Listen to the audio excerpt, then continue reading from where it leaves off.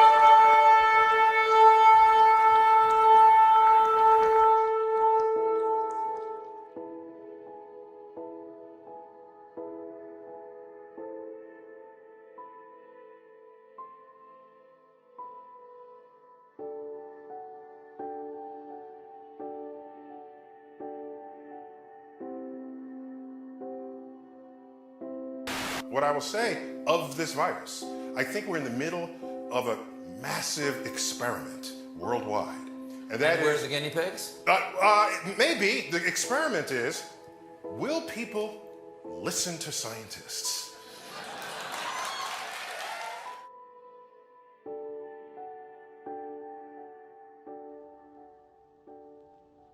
Hey everybody. So I hope you're staying sane out there, first and foremost. The other night we watched 12 Monkeys again for the first time in a really long time. There's the television. It's all right there. All right there. Look, listen, Neil, Brad. Commercials. We're not productive anymore. At least to make things anymore. It's all automated. What are we for then? We're consumers. Especially in uncertain times. In response to the recent world events, we're taking steps to protect our family with Hyundai Assurance. When you buy or lease a new Hyundai between now and April 30th, we'll cover your payments for up to 6 months in the event you lose your job this year due to COVID-19. Okay, buy a lot of stuff, you're a good citizen. But if you don't buy a lot of stuff, if you don't, what are you then, I ask you? What? Mentally ill.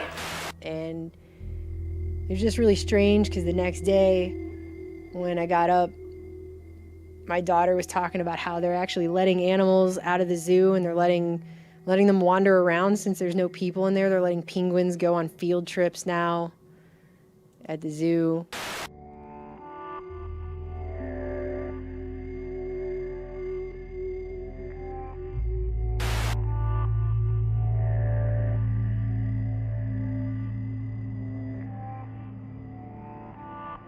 Yeah, it's very 12 Monkeys, which we incidentally just rewatched, and man, that movie is spot on. I mean, It applies to a lot of stuff. What was that sound? That's the penguin walking around the zoo. Do you know what crazy is? Crazy is majority rules. Yeah, Take germs, for example. In the 18th century, no such thing. Semmelweis comes along. He's trying to convince people, well, other doctors mainly, that there are these teeny tiny invisible bad things called germs that get into your body and make you sick. He's trying to get doctors to wash their hands. What is this guy? Crazy? Take steps to lower your risk of getting sick. Wash your hands often with soap and water. We've talked about things before about washing your hands. He's trying to get doctors to wash their hands. What is this guy? Crazy? Every morning when I wake up, I wash my hands. Then I have some food, and then I wash my hands. Then I take a shower, wash my hands, and then wash my hands. And then Mommy tells me my hands are clean. And then I wash and wash and wash my hands. Wash your hands for 40 seconds, please. Soap will chase the germs away so you don't cough and sneeze. To wash their hands. Then I touch a football, and I wash and wash and wash and wash. And I watch my sister washing her hands, and I get an idea to wash my hands. And I wash and wash and wash, but I never get clean. The shape never seems to scrub off. What is this guy? Crazy? That's always the toughest enemy, the invisible enemy. But teeny tiny invisible. What do you call germs? Huh? What? And then it was like a couple days later, all these articles started coming out about how there's an unlikely beneficiary of the coronavirus. It's the planet, and how there's the beautiful side effects of the corona pandemic, and that would be us not harming the planet anymore by our daily existence that harms the planet. And look at the blue skies and the clear canals of Venice because no one's there. And it's just, it's basically 12 Monkeys. It's pretty much straight out of that film. Now, cut to the 20th century. Last week, as a matter of fact, right before I went right into the hellhole. I go in, to order a burger in this fast food joint. The guy drops it on the floor. He picks it up, he wipes it off, he hands it to me like it was all okay. What about the germs, I say? He says, I don't believe in germs. Germs is just a plot they made up so they can sell you disinfectants and soaps. Now, he's crazy. There's no right, there's no wrong, there's only popular opinion. I think the good news / bad news is, there's a lot of fear circulating right now. People are very concerned about what will happen. I think it's important to digest the idea that this is very much a means to an end. It's not the end unto itself. I have a hard time believing it was unforeseen and all that. I just say this, we have an invisible enemy. We have a problem that a month ago nobody ever thought about. It began in healthy-looking pigs, months, perhaps years ago. A new coronavirus spread silently within herds. Infected people got a respiratory illness with symptoms ranging from mild flu-like signs to severe pneumonia.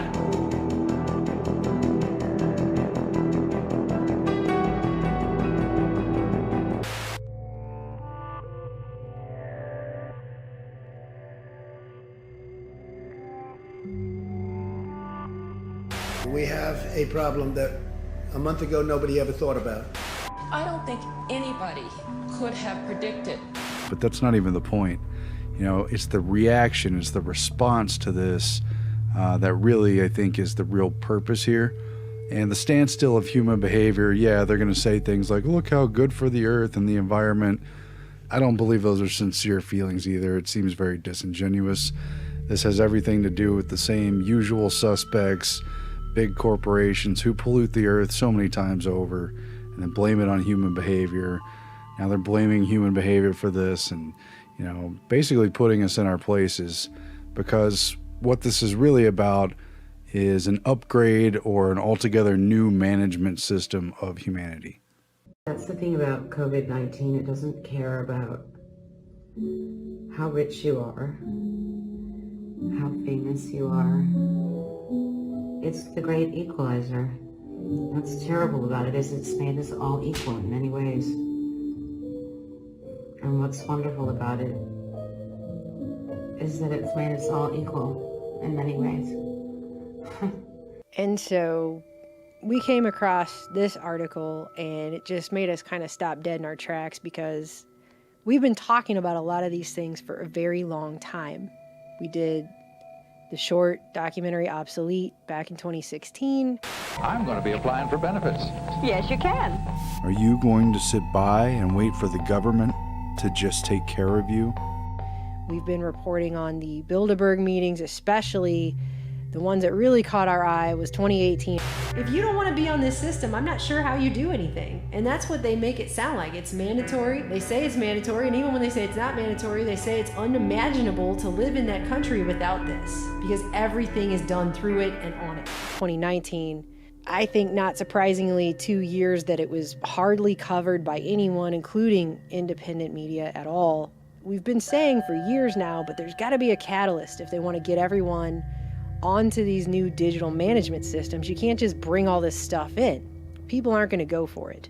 As you can see, everything has changed in a week, and the justification under the old adage, never let a good crisis go to waste. You never want a serious crisis to go to waste. And what I mean by that, it's an opportunity to do things that you think you could not do before. Is just here, and it's perfectly aligned with all of these agendas. And so while everybody is freaking out and buying all the toilet paper and panic buying the grocery stores and just trying to figure out how they're going to get through the next couple of months, we are looking at this in terms of what kind of power is going to be taken from this situation, because none of these crises that happen ever are put to waste, right? I mean, look at what happened after the September 11th attacks and how much privacy was eroded, rights were eroded, how many systems of control were put into place, and how much more technology has merged with our lives since then that has enabled kind of that whole situation as well. It's very pronounced when you look back on it. I mean, that's kind of what 2020 is. It's all this hindsight is 2020. I keep saying that lately because now that I'm seeing this, all these things that I wasn't sure about before are kind of clicking together like a puzzle. And all of that came together on Tuesday when I came across this MIT Technology Review article, which was written by Gideon Litchfield, who's the editor-in-chief over there. We're not going back to normal. Social distancing is here to stay for much more than a few weeks. It will upend our way of life in some ways forever. And I think everybody needs to read this MIT article and see what it is that is being proposed here for how society is going to be managed as this thing plays out that we're seeing now. Yeah, and that author, he did 16 years at The Economist, and he's been part of a number of high-level papers. I think he was a co-founder of Quartz, and he's also from the London School of Economics. So keep that in mind, with the sort of transparent agenda at play here. I'm not saying he's directing that agenda whatsoever, but he's sort of channeling through this article. And also, this article, which I agree is very key, and that's why we're going to read through it pretty thoroughly. It's based in large part on the paper just put out a few days ago, March 16th, 2020, from the Imperial College London, with the lead author Neil M. Ferguson. And he deals with epidemiology, that's, the science of the spread of diseases. But what he's really been doing for the past several decades, and he's written hundreds of papers, he does the modeling on the spreading of diseases. He's done retrospective studies of the 1918 flu pandemic. He's modeled factors of disease outbreaks, and really what it gets down to is he has predicted and modeled the acceptable levels, from the academic standpoint, of poverty and death in a future influenza pandemic. That's the title, actually, of one of his papers from 2006. And he modeled out earlier versions of coronavirus. He did earlier versions with H1N1, a lot of the animal disease outbreaks. And he has paper titles like Capturing Human Behavior. They're very much looking at what differences in human behavior will stop these diseases. But now he's written, along with, 20 co-authors or something, Report 9, Impact of Non-Pharmaceutical Interventions to Reduce COVID-19 Mortality and Healthcare Demand. And that's not excluding a vaccine or other treatments. It's just this is focused on the social distancing and how to shut down society and why it's okay to accept extreme sort of economic sanctions in the name of controlling these diseases. So all of this has profound implications for human behavior under the sort of cover of COVID-19 and its spread. So we're just going to read through this and discuss it. It says, to stop coronavirus, we will need to radically change almost everything we do. How we work, exercise, socialize, shop, manage our health, educate our kids, take care of our family members. We all want things to go back to normal quickly, but what most of us have probably not yet realized, yet will soon, is that things won't go back to normal after a few weeks or even a few months. Some things never will. It's now widely agreed, even by Britain finally, that every country needs to flatten the curve. And you guys have probably heard that phrase a lot lately too. Impose social distancing to slow the spread of the virus so that the number of people sick at once doesn't cause the healthcare system to collapse, as it is threatening to do in Italy right now. That means the pandemic needs to last at a low level until either enough people have had COVID-19 to leave most immune, assuming immunity lasts for years, which we don't know, or there's a vaccine.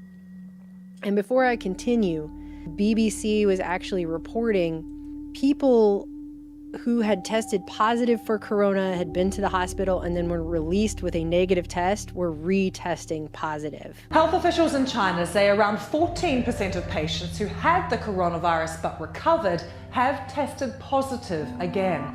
The same phenomenon has been reported in Japan, where a woman in her 40s tested positive for a second time after being released from hospital. Officials in both countries have said they are still learning about this new virus. Continuing, how long would it take and how draconian do social restrictions need to be? I love how they just go straight to the word draconian. Yesterday, President Donald Trump, announcing new guidelines such as a 10-person limit on gatherings, said that with several weeks of focused action, we can turn the corner and turn it quickly. In China, 6 weeks of lockdown are beginning to ease now that new cases have fallen to a trickle. But it won't end there. As long as someone in the world has the virus, breakouts can and will keep recurring without stringent controls to contain them. In a report yesterday, researchers at Imperial College London proposed a way of doing this. Impose more extreme social distancing measures every time admissions to ICUs start to spike, and relax them each time admissions fall. Here's how that looks in a graph.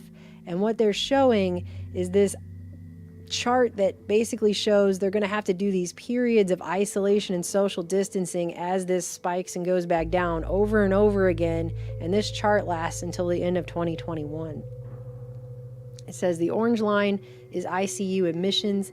Each time they rise above a threshold, say 100 per week, the country would close all schools, most universities, adopt social distancing.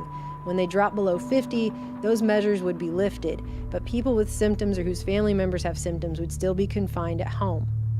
What counts as social distancing? These researchers define it as all households reduce contact outside the household, school, or workplace by 75%. That doesn't mean you get to go out with your friends once a week instead of 4 times. It means that everyone does everything they can to minimize social contact, and overall, the number of contacts falls by 75%. And we've already seen in Kansas, they've shut down schools for the rest of the year. Families all across Kansas are looking for answers after that announcement late this afternoon that students will not be going back to school after spring break. Good evening, I'm Deb Ferris. And I'm Craig DeGrelli. The Wichita school superintendent only had a few hours notice about the rest of the school year, but insists there will be firm plans soon. And they have moved education in the state of Kansas to what they're calling a continuous education model, which is the kind of model that would go perfect with this type of social distancing schedule that they're talking about here. It says under this model, the researchers conclude social distancing and school closures would need to be enforced some 2/3 of the time, 2 months on and 1 month off, until a vaccine is available, which will take at least 18 months. They note that the results are qualitatively similar for the U.S. And before I continue on that, I just want to point out that yesterday, so that came out on, this article I'm reading you came out on the 17th. The very next day, it came out in the New York Times that the U.S. virus plan anticipates an 18-month pandemic and widespread shortage situation. And it says a federal government plan to combat the coronavirus warned policymakers last week that a pandemic will last 18 months or longer and could include multiple waves, resulting in widespread shortages that could strain consumers and the nation's healthcare system. And it's a 100-page plan. They have not released it to the public. It was actually marked, it was unclassified, but it was actually marked for official use only, not for public distribution or release, but they did give it to the New York Times, and they're not saying anything else. But the idea that it says that the pandemic could last 18 months and have multiple waves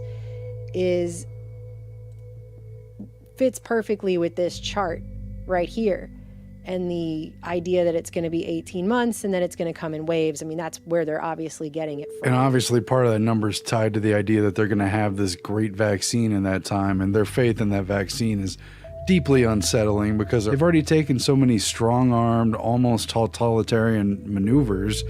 And basically they're saying we're going to be better off the more that we're socially isolated, the less that we're able to be human. And the parallels, everyone's thinking of this in medical terms as an outbreak, but it really is just a new psychological attack on society because they're remolding it.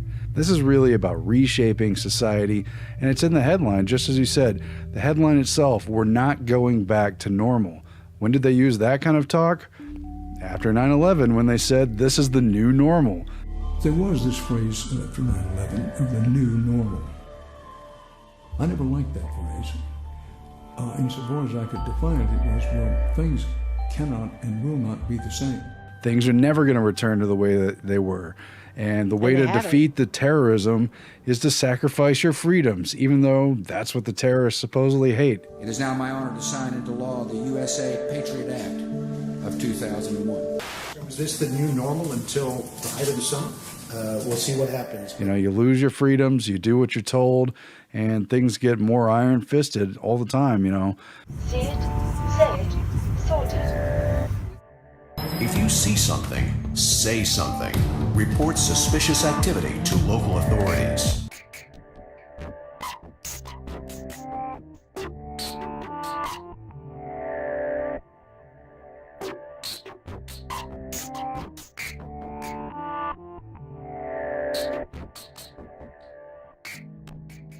The level of measures that they're taking on this. Well, we're about to get to those measures because it talks about it in here. But if you look at this chart that goes through the end of 2021 showing this rise and fall in social distancing that they're going to have to do to, quote, keep the pandemic in check. I mean, this looks like an experimental schedule is what it looks like. I mean, this is how they're going to dole out this thing. And after you go through enough rounds of this, you're going to be conditioned. This is a conditioning schedule, conditioning everyone to this new You mean in Pavlovian type terms? of situation. I absolutely do mean in total Pavlovian It's terms. like B.F. Skinner and his pigeon 100%. training box. Absolutely. Pavlovian training turns this duck into an entertainer and a threat to Carmen Cavallaro. So by the time they get everyone to go through this many rounds of this, I think a lot of people are going to be willing to do whatever it takes to not have to continue doing that. So they're going to bring people to a point after going through this for, I mean, this is as much psychological, this level of quote unquote social distancing. Don't you like how they have a whole new phrase for it? I mean, going through that this many times, I mean, can you imagine the cabin fever that people are going to experience and everything else? I mean, this is a conditioning schedule for that. And I think after it's over, people are going to be willing to accept an awful lot more draconian measures just to make that stop, So continuing, and they get into a little bit about what they're proposing, and that this is the point that we want to get to here. So first they go through all the ways that it has to be this way and why other ways won't work. So it says 18 months, ! Surely there must be other solutions. Why not just build more ICUs and treat more people at once? Well, in the researchers' model, that didn't solve the problem. Without social distancing of the whole population, they found that even the best mitigation strategy, which means isolation or quarantine of the sick, the old, and those who have been exposed, plus school closures, would still lead to a surge of critically ill people 8 times bigger than the US or UK system can cope with. And that's the lowest blue curve in this graph here. The flat red line is the current number of ICU beds. It says even if you set factories to churn out beds and ventilators and all the other facilities and supplies, you would still need far more nurses and doctors to take care of everyone. It says, how about imposing restrictions for just one batch of 5 months or so? It says that's no good either, because once the measures are lifted, the pandemic will break out all over again, only this time it'll be in winter, which is the worst time for overstretched healthcare systems.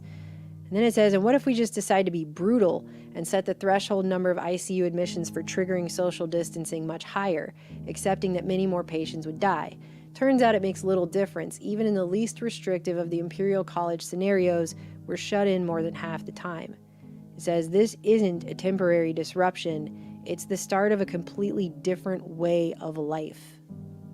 So, and they call it living in a state of pandemic. So it says in the short term, this will be hugely damaging to businesses that rely on people coming together in large numbers. Restaurants, cafes, bars, nightclubs, gyms, hotels, theaters, cinemas, art galleries, shopping malls, craft fairs, museums, musicians, performers, conferences, sporting things, cruise lines, airlines, public transportation, schools, all the stuff.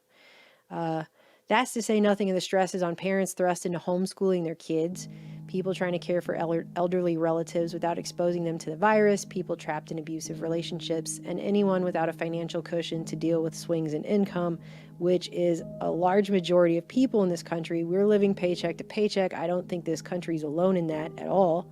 I think that they've been lowering the standards of living for a really long time, and especially since the 2007-2008 economic crisis. I think that's been studied probably for many decades, but I've been very cognizant of it at least since the 2008 financial crisis. It's a huge a majority of this country is living paycheck to paycheck, and they know it, and they know that makes people very easy to break. And here we are, it's fragile, it's brittle, and they want more control. Well, I mean, and they're already talking about bringing in UBI, Universal Basic Income. They're not calling it that, of course, but it's something that they wouldn't even have been able to do in this country before. The administration calling for 2 rounds of payments, the first to start going out April 6th, the second 6 weeks later. Conservatives before would have never gone for the kinds of things they're going for now, but because of this situation being so catastrophic economically, now they've got bipartisan support just straight away. Everyone's just totally agreeing. We're going to give everyone checks. We're going to give everyone money. But at first, this money is going to be, quote unquote free, right? They're just going to dump it into everyone's accounts. But in the future, this kind of money could very easily come with strings attached. And those strings could include things like, did you get your vaccine? I mean, this is something that we talked about extensively in the film Obsolete, and there were a lot of people who were angry about that film because they felt like the information in there was kind of depressing. But it's just not something you can put a bow on and in a puppy dog, dancing around, frolicking on a hill. It is what it is. It's what's happening. You either want to know about it or you don't. And I think it's really interesting too that in the lead up to this, you had Andrew Yang running for president. And it's funny because I was in the middle of recording a totally different video before all this happened. I'm still going to put that out, but it has nothing to do with any of this. And I mentioned in there specifically that people like Yang don't run for president because they actually think they're going to be president. They're sticking a message out. They run for president to inject an idea into the mass consciousness. So his platform was run on UBI. And when you have someone like that running on a platform like that nationally, then what you can do is you can not only inform everybody about this idea, but you can take a poll and kind of see how many people would be on board with such a thing. It's one of those kind of situations. And so I heard he works for CNN now. That dude never thought he was going to be president. This was about injecting that idea. And I think that's really interesting timing considering, I mean, it's one of those hindsight is 2020 things once again. I mean, it's really interesting that we just had that, and now we have this situation where essentially this is the start of basically a UBI kind of test, because they're going to give everyone this money. They're already saying it's going to be twice. Now I've heard it's going to be even longer than that, depending on what the situation holds. We haven't even seen anything yet, is what they're saying about this, and we're already to the level we're at. So I'm just saying, there are lots of reasons why UBI is not a good deal. And I know a lot of people are just thinking, well, it's free money. But see, the thing is now people have been brought economically to their knees. And so what better time to institute something like that than at a time when people will feel like they don't have any other option? It's diabolical. It really is. Yeah, I mean, it's basically an energy transfer. It has to do with who's the mediator of the source of energy for your life. I mean, money as a metaphor for energy, you independently get that from your job. Even if you hate your job and you're just doing the 9 to 5, you're bringing those resources in for yourself. There's all the energy you get from your social interactions, your social life. I mean, at the heart of it, we're social creatures, and they're cutting that off. It's a huge shock to that system, and you can't, you don't have the same capacity you had anyway to get your independent money energy, but now you got to get it from the centralized source. Well, where does that power go? To whoever's handing that out. Yeah, and whatever stipulations they want to put on that money in the future for you to be able to have it, whatever hoops they make people jump through to get it. And that's going to be part of this, I do believe. I've always said that. And when we talked about obsolete back in 2016 and the UBI, we were talking about how there's going to have to be some kind of massive catalyst to get people on this, because they couldn't. I mean, there were all these countries. There have been all these countries since we put that movie out, in fact, who have been running UBI tests in their country worldwide. There have been all these countries since we put that documentary out that have been running UBI tests in their country worldwide, and we never had an officially government-sanctioned UBI test here in America, because I personally don't think you could have gotten one side of the political aisle to agree to it. But what we did have here was Sam Altman and his startup Y Combinator, who attended Bilderberg, and they conducted a pilot study in Oakland, California, where they gave people UBI payments between $1,000 and $2,000, which is exactly what's being argued right now in Congress, how much they're going to give people. It looks like it's going to be $1,200, but it was at one point the Democrats were saying $2,000 and Romney was saying $1,000, and it's these same exact numbers of the pilot study that Altman ran in Oakland just a couple years back. So this is something they've been practicing for, is this exact type of scenario now where people are going to be brought to an economic breaking point if they don't take it. So the thing for me is, again, hindsight is 2020. I'll probably say it 12 more times in this video, is we were just thinking, how are they going to make a situation? What would be the catalyst for getting people to accept this, for getting people to take it and get on this program? And now it's pretty obvious what that's about to be, because we're already seeing them calling for it right now, and you have immediate bipartisan support under this crazy situation that we're all in now. So we're living in this state of pandemic. All of these businesses are going to be damaged. A lot of smaller businesses especially are going to be really, really the hardest hit. And all this stuff that's going on with the swings in income and the changing of how we're going to have to run our daily lives. And it says there'll be some adaptation, of course. Gyms could start selling home equipment and online training sessions, for example. We'll see an explosion of new services in what's already been dubbed the shut-in economy. So they already have a name for this. One can also wax hopeful about the way some habits might change. Less carbon-burning travel, more local supply chains, more walking and biking. I mean, there's your green plan again, which, I mean, the fact that this is coming on the heels of everything that XR was saying about how we have to act like the world's on fire and they want to ban people from travel, it's kind of like they got all their whole wish list, didn't they? And right after that whole year of the protests, and now we have this situation, it's kind of ridiculous how timely all of this is. But it says the disruption to many, many businesses and livelihoods will be impossible to manage, and the shut-in lifestyle just isn't sustainable for such long periods. So how can we live in this new world? And I feel like they should have said Brave New World. So it's Monday morning here in DC as we wake up to this brave new world. For those that are self-isolating and self-quarantining and following the CDC guidelines, we thank you. Because right here, they're going to tell you what they're proposing to do in the future so that we can socialize safely. Now, here's where this all is about to come in. I think for people who have followed this channel, especially those who have been following this channel for the last 4 or 5 years, you're going to know immediately when I read this to you what we've been saying, because here it is, okay? It says part of the answer, hopefully, will be better healthcare systems, pandemic response units that can move quickly to identify and contain outbreaks, more testing kits, the ramping up of production of medical equipment, etc. In the near term, we'll probably find awkward compromises that allow us to retain a semblance of a social life. Maybe movie theaters will take out some of the seats. They'll have spaced out chairs and meeting rooms, stuff like that. Ultimately, however, and here we go, I predict we'll restore the ability to socialize safely by developing more sophisticated ways to identify who is a disease risk and who isn't, and discriminating legally against those who are. And it says we can see harbingers of this in the measures some countries are taking. Israel is right now using cell phone location data with which its intelligence services track terrorists to trace people who've been in touch with carriers of the virus.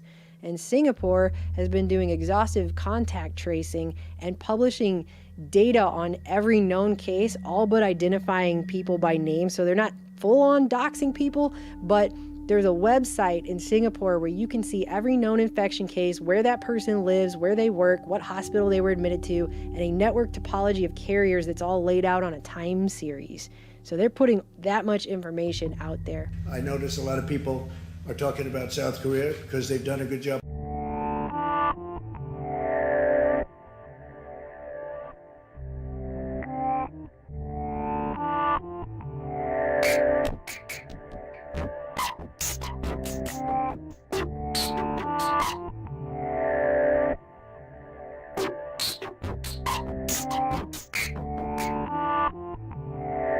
Amazing how you keep seeing problems that have nothing to do with each other ending in the same solutions. Right? Technological tracking. And it says, we don't know exactly what this new future looks like, of course, but the editor-in-chief of the MIT Technology Review should know a whole lot about what they've been proposing, because that's what they cover in this publication.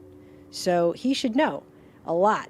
So when he says, here's what he can imagine, it's not like he's just coming up with this off the top of his head. This is the stuff that they cover.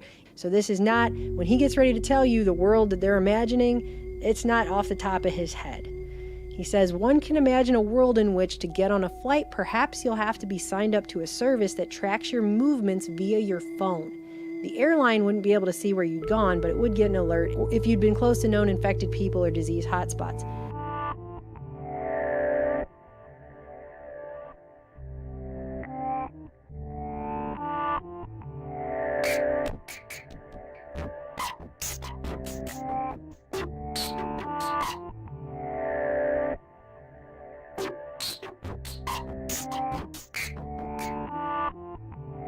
There'd be similar requirements at the entrance to large venues, government buildings, or public transport hubs.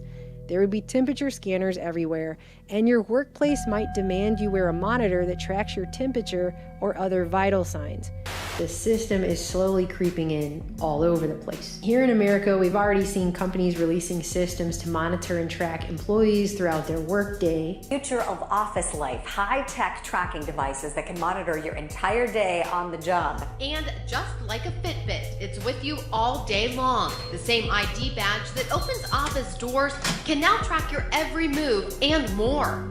Where nightclubs ask for proof of age, in the future, they might ask for proof of immunity, an identity card or some kind of digital verification via your phone showing you've already recovered from or been vaccinated against the latest virus strains.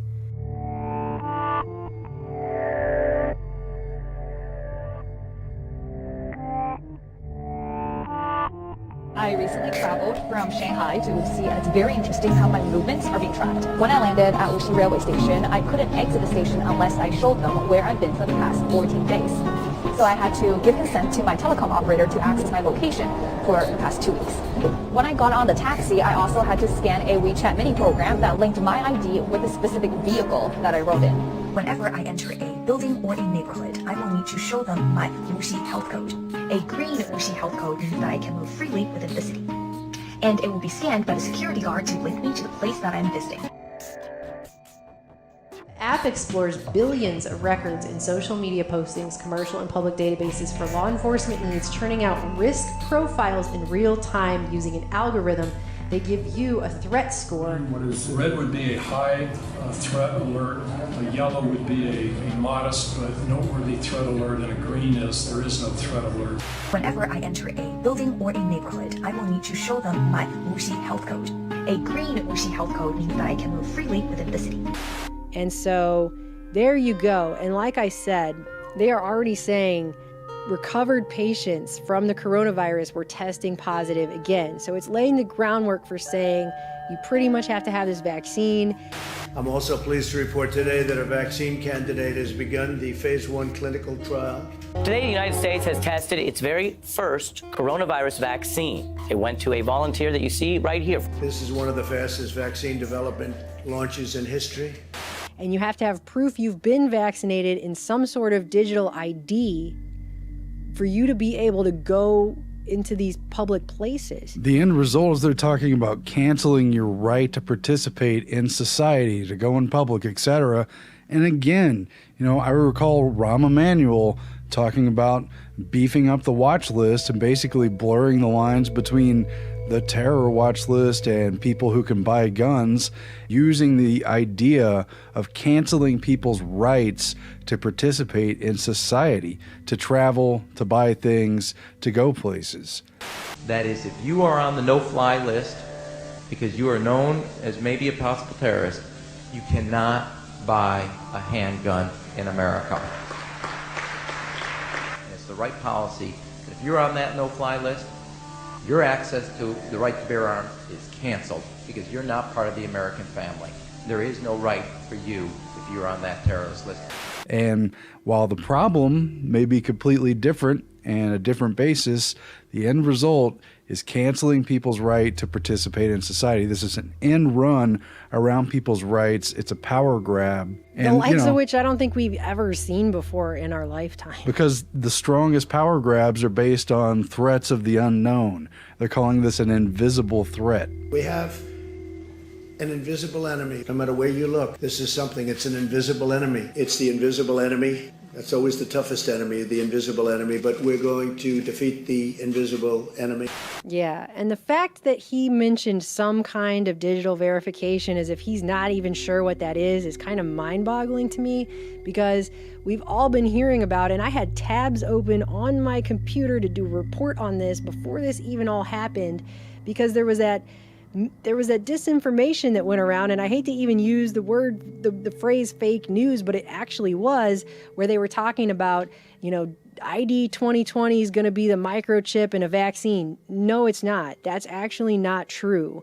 What is true, however, is that ID 2020 can be rolled into this blockchain-backed digital ID that will then be also your verification and proof that you've been vaccinated. That's where vaccines and ID 2020 meet. And so I think we all know they've been beefing up this identification stuff since Real ID.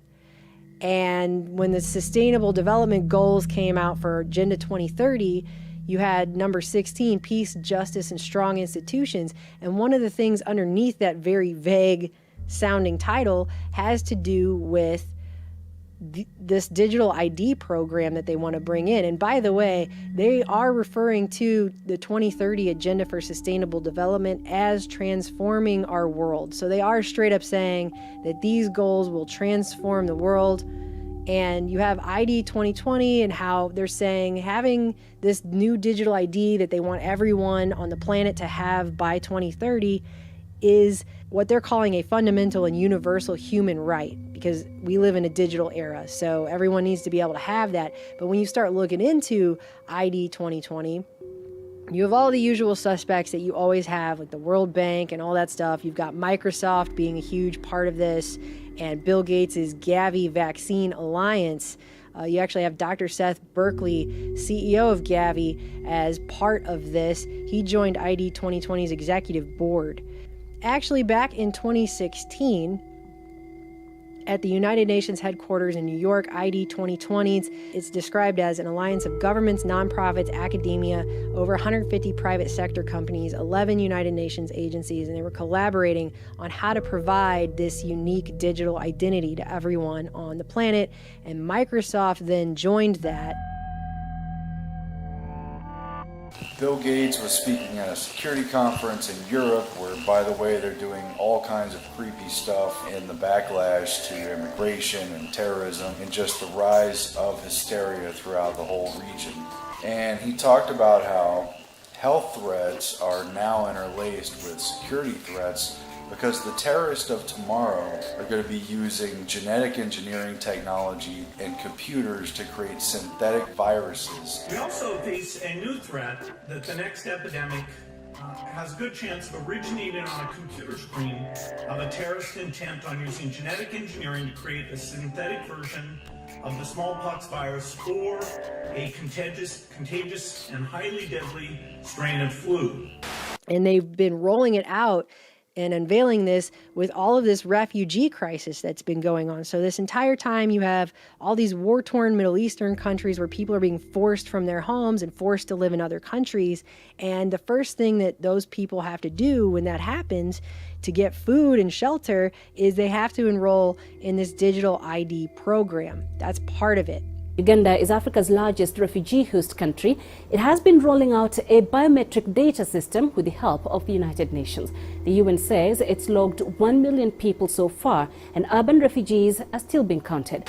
We're dealing with immigration under the larger auspices of globalization. We've got bankers, capitalists, globalists, and entities that are international in scope who are looking to, quote, leverage human capital migrants across borders, and they're reshaping and re-leveling world order through this process.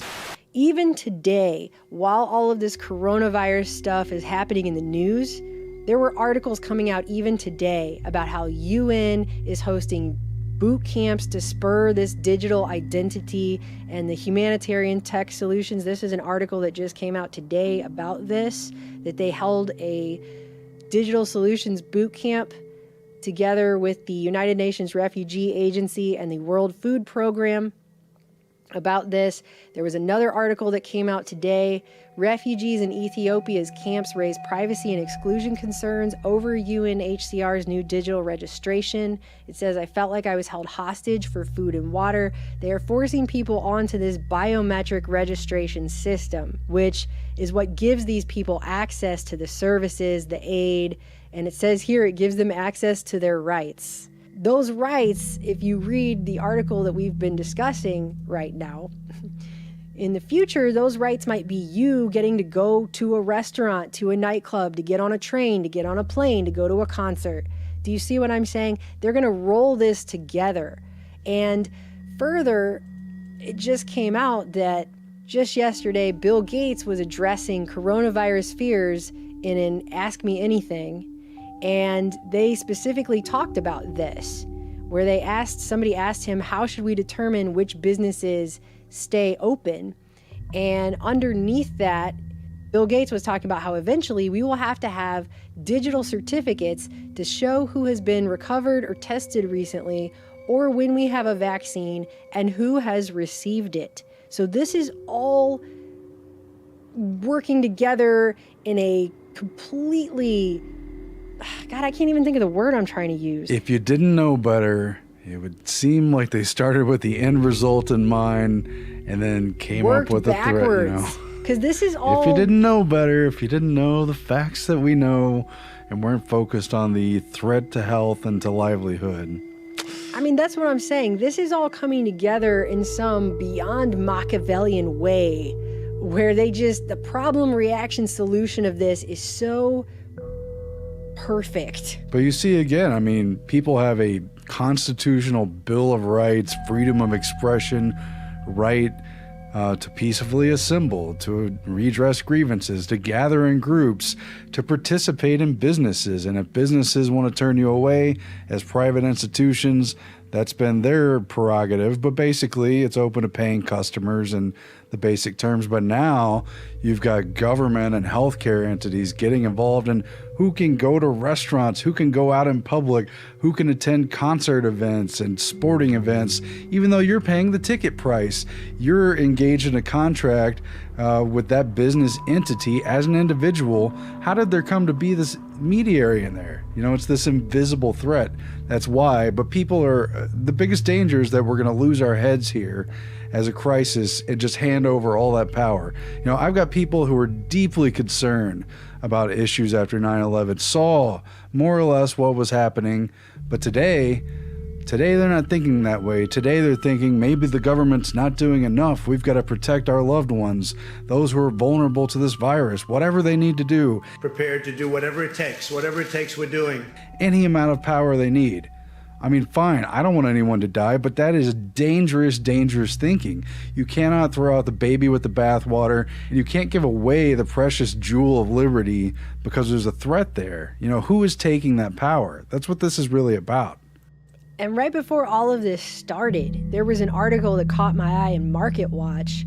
Silicon Valley's final frontier for payments, the neoliberal takeover of the human body. Because in the future, these kinds of biometric ID systems are going to be your way that you interact in all of society. Everything will be done through these things. Every single thing, you'll be all centrally located in one place. It's going to be basically like Sandra Bullock's The Net. I mean, and it's talking about here how these new biometric technology systems they want to put in, like biometric wallets that are infiltrating every other aspect of our entire lives. It says the next stop is replacing your wallet, and it says that will be removing the last physical barrier. The smartphones, the watches, the credit cards, all of that, it will be removing the last physical barrier between our bodies and corporate America, which will be the final frontier in mobile payments. So this is where this is all headed. And I think it's also very interesting that you see certain narratives coming out about how this crisis situation is being used to further implement agendas, such as in China, where they are burning cash right now. They're disinfecting and destroying cash, supposedly to contain the coronavirus. That was what do you know? Another month. Agenda to destroy individual freedom. Destroying cash, because they were already planning to go cashless anyways. That's the thing. They were already planning to do that anyway. But China was already going to go cashless anyway. This is just facilitating the acceleration of that under the idea that the coronavirus can be spread on physical cash. So we've got to go cashless. But as MIT also reported, coronavirus is not a good argument for it because there's no evidence that it's being spread through the money. There's no evidence of that, even though you had a guy who was a former president of the state-owned Bank of China recently arguing that the central bank in China should speed the release of its planned digital currency as a response to this. So they were already going to go cashless anyway, but now because of this situation, they're going to be able to do it much faster, you see. And that is what I feel like is going on here. Because as soon as you had this article coming out about what they're going to do with this situation and how our lives aren't going back to normal, again, the very next day, you had the New York Times coming out with how the White House has a federal government plan that's warning people that a pandemic will last 18 months or longer. It's going to have multiple waves. It goes right along with it. And at the same time, you have Bill Gates coming out and saying that eventually everyone's going to have some sort of digital certificate to prove that they've either been tested, recovered, they've had a vaccine. Whenever I enter a building or a neighborhood, I will need to show them my Wuxi health code.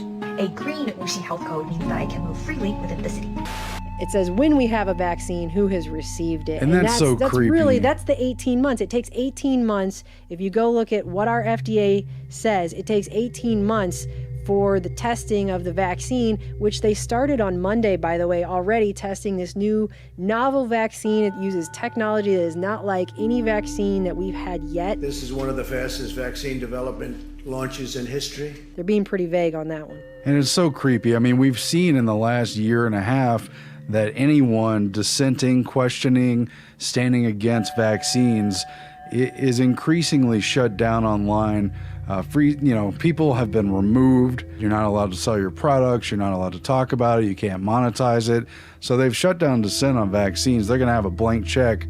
It is what it is. You must accept it. Here because, and if they move forward with this idea of a digital certificate, you either A, got to capitulate to the vaccine, or B, if you do get sick with the virus, assuming you survive it and get over it, obviously you've got to go to a doctor and have that be certified. You're not staying at home until the symptoms are over and like, well, it's done, I'm fine.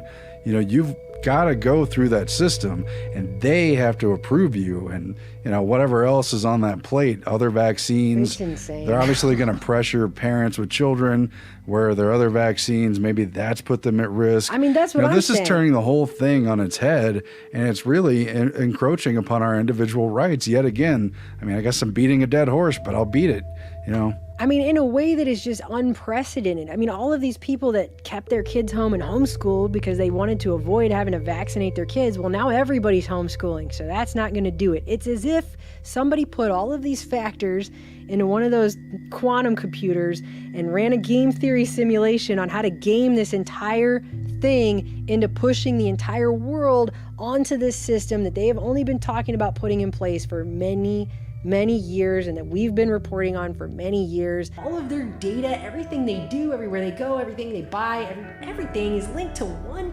card. In 2018, I feel like that was the moment that we were both thinking, okay, something's getting ready to happen. Something's coming. Something is about to happen with all of this. It's pretty clear because this here fits perfectly hand in glove with that. It fits perfectly in with everything we were saying about obsolete.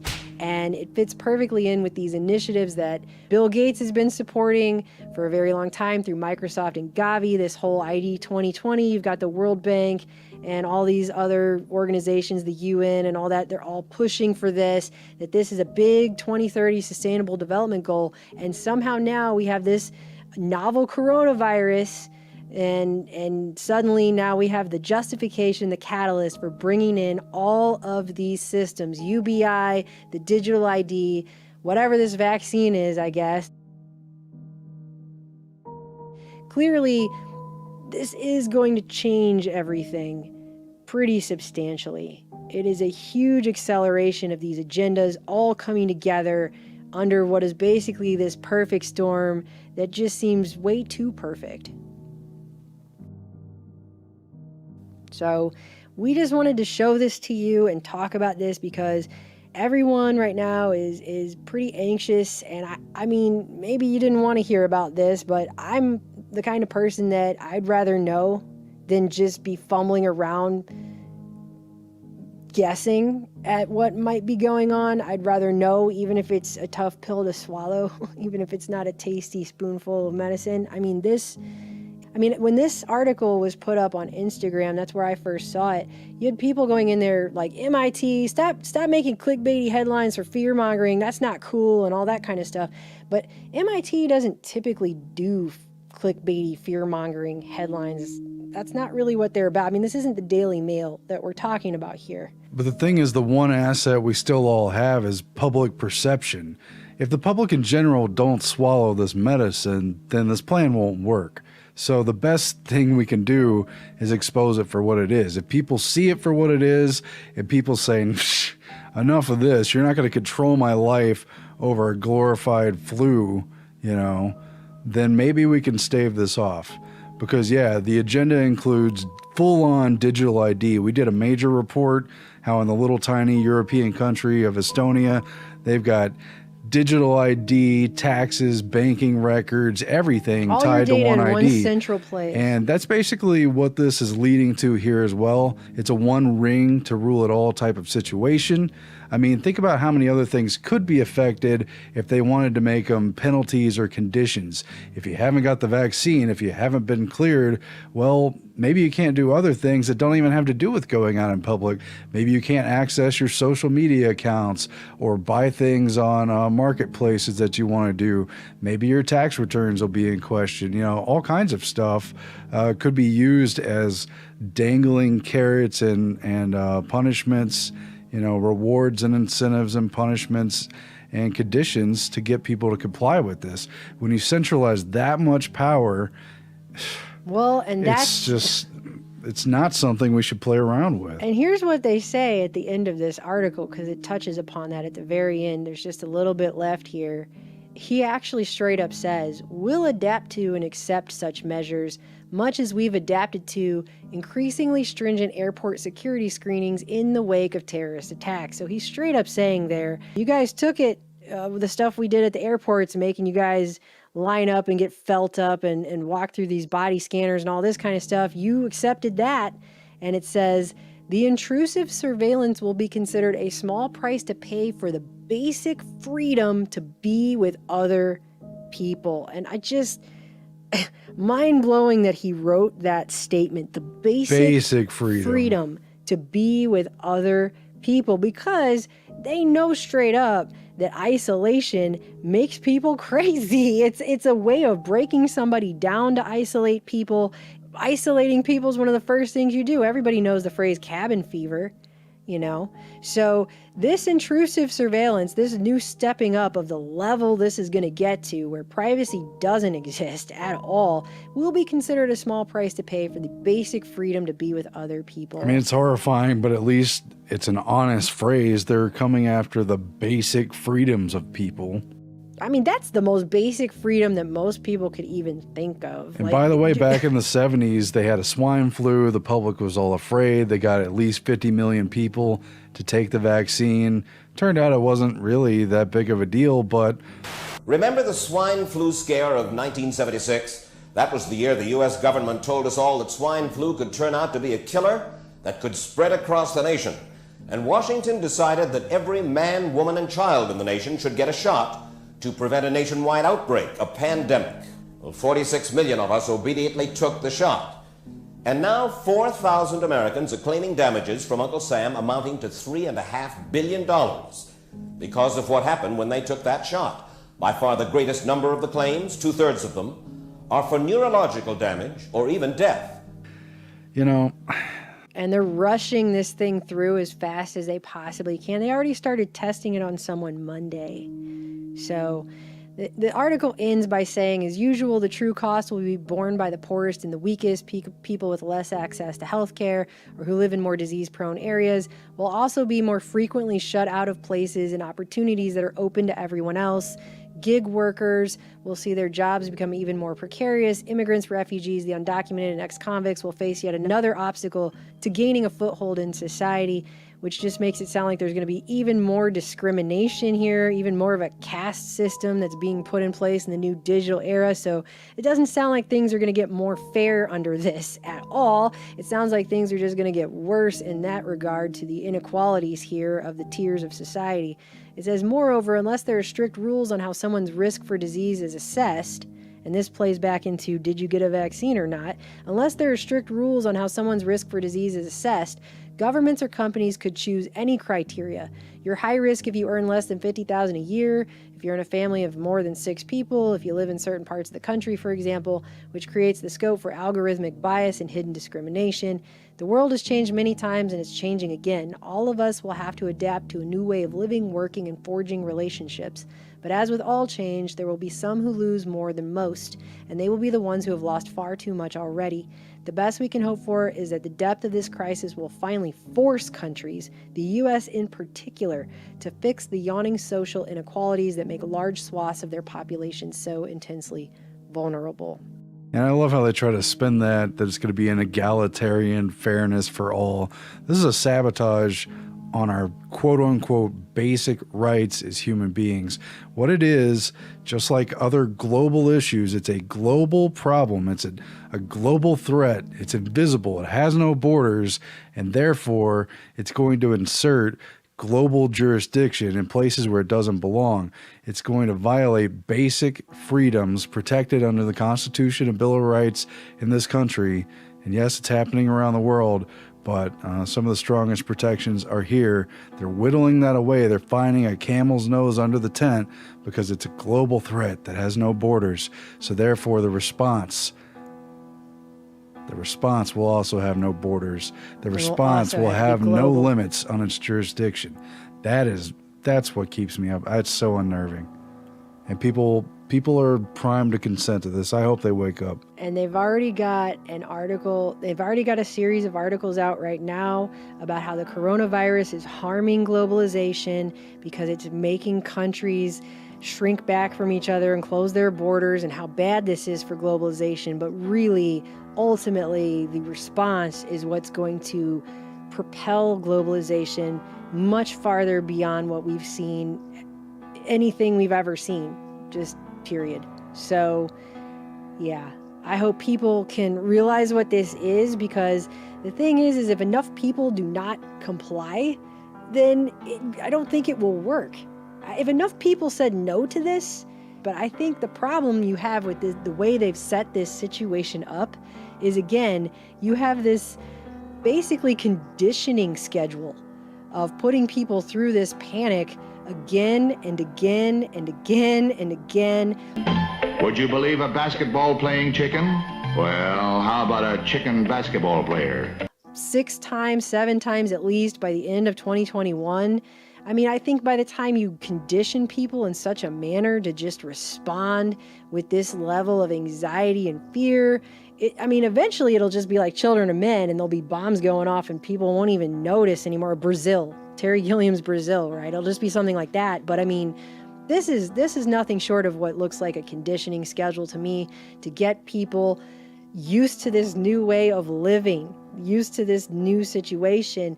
And then I think once you have a year and a half of that, I think a lot of people might be more willing to step into this situation and accept it, where they definitely wouldn't have accepted it today, and they definitely would have accepted it at all a month ago. So it's because they're using isolation as a weapon, and in war, that weapon is called siege, and it's been recognized as unhumanitarian. It's putting civilians in the line of military fire. They're not attacking them, but they're closing them off from supplies, from being able to go out in public to conduct their lives. That's what is being done.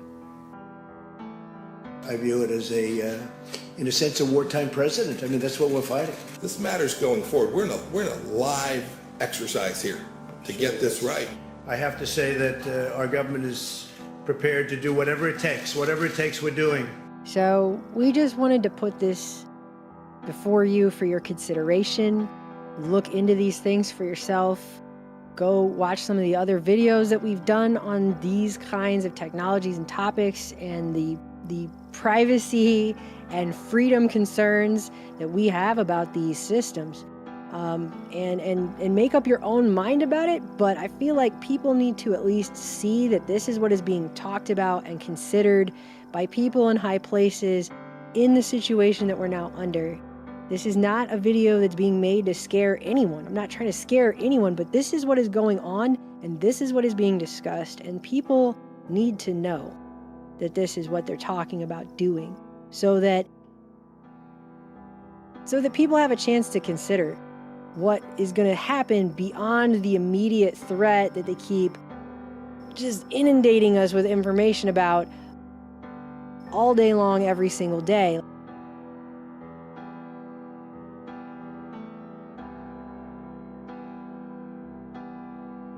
There's a time beyond that, and that is what these people are discussing, and I think people need to know. So, anyways, we love you guys.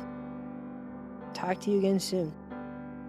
What I will say of this virus, I think we're in the middle of a massive experiment worldwide.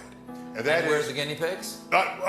Maybe. The experiment is, will people listen to scientists? If we all paid attention to what scientists say, maybe the coronavirus will just blow on by and with a minimum of cases. And then we kicked its ass for obeying the recommendations of scientists on how to minimize your chances of getting it. That would be, it's an interesting experiment we're in the middle of.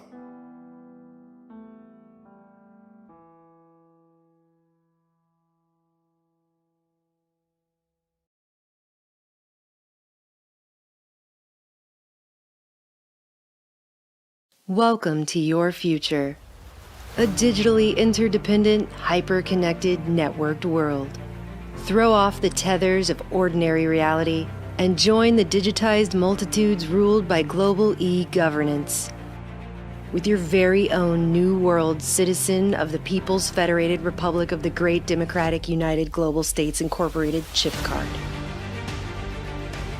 Just one chip is now a key to every relevant database you are in on Earth.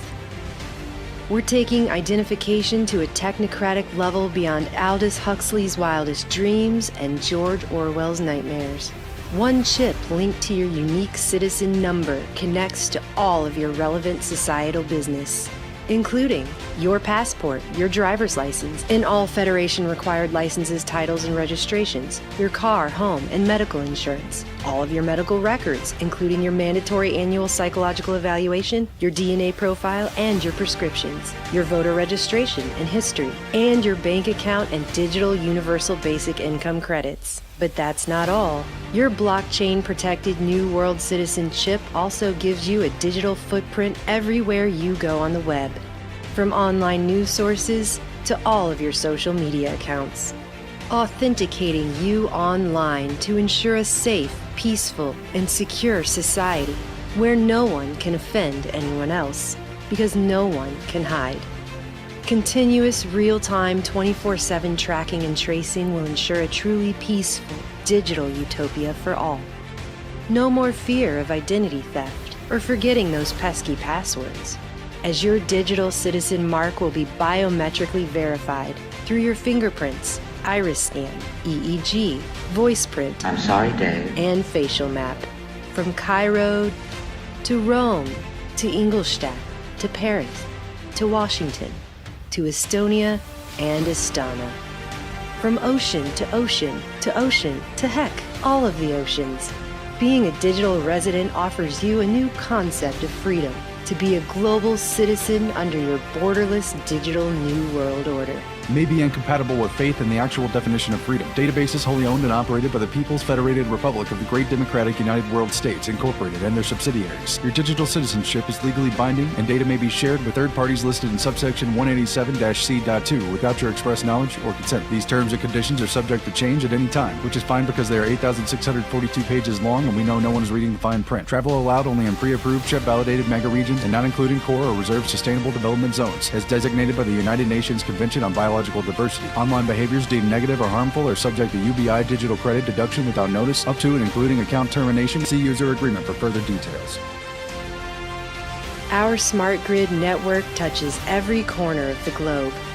It's one digital new world. And your chip is your portal to it.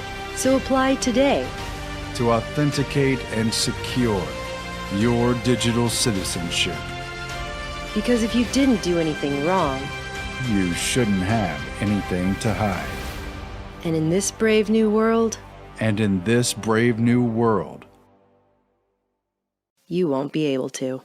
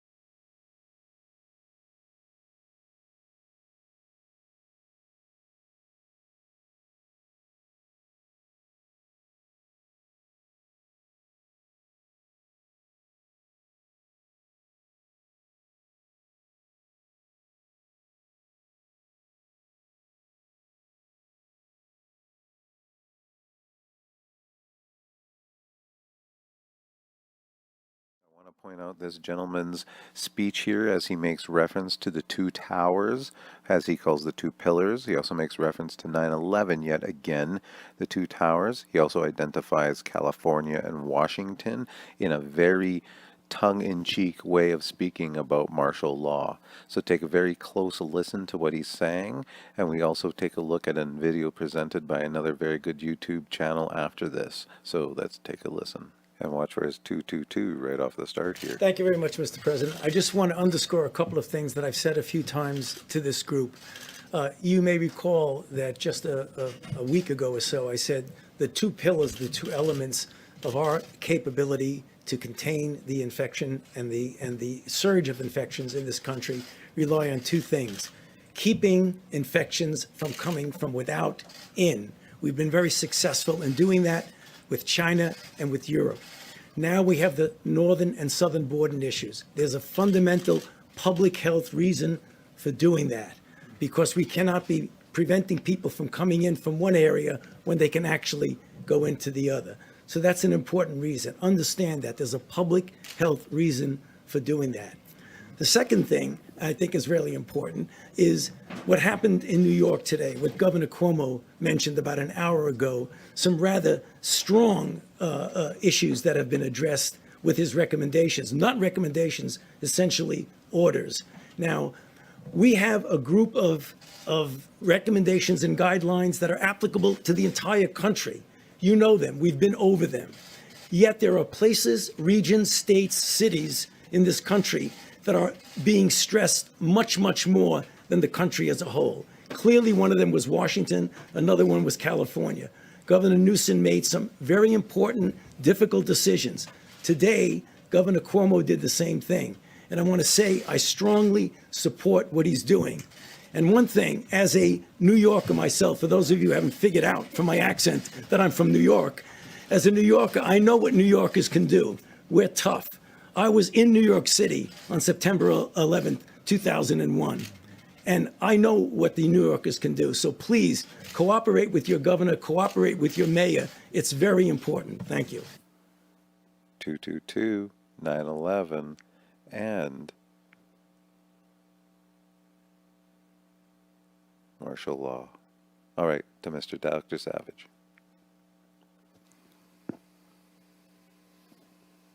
This is not about retribution. This matters going forward. We're in a live exercise here to get this right.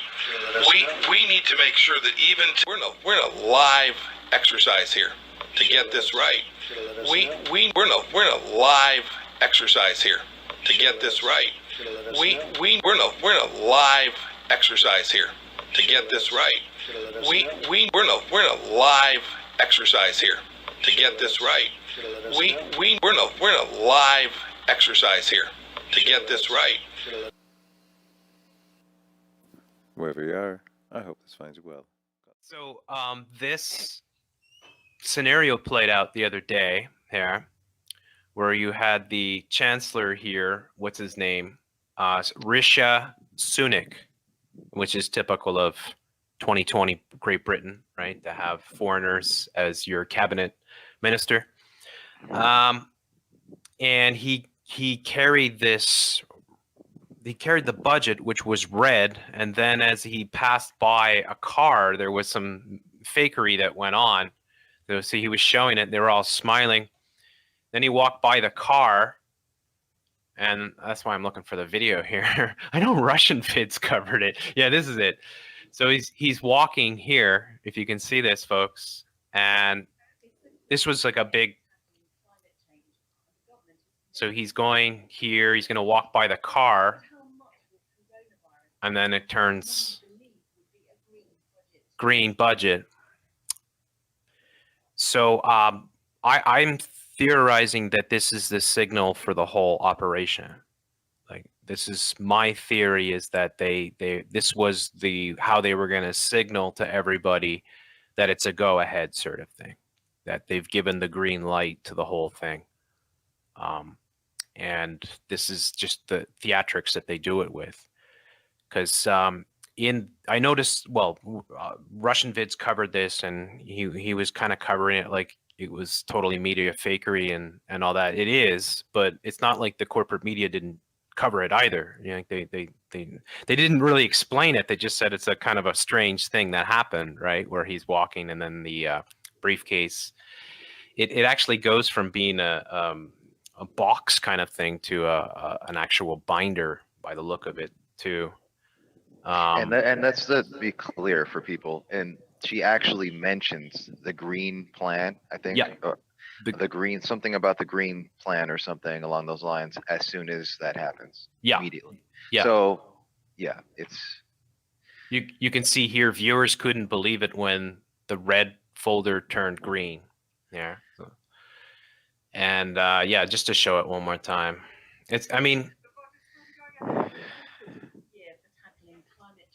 it's a climate change. Reaching net zero by 2050. But how much will coronavirus impact what many See, and they said coronavirus right as the change happened, sort of thing. They go from red to green. green budget? And then she says the green budget. Yeah, the green budget. As soon as it turns green budget. Yeah. Okay. So yeah, I believe that was the signal to everyone, and the whole theatrics of it, because this is when he comes out of I guess that's 11 Downing here, 11 of course being one of their major occult 11 numbers. Downing. Wow. Yeah, and then he comes out and there's a big smile and he holds it up to everybody here.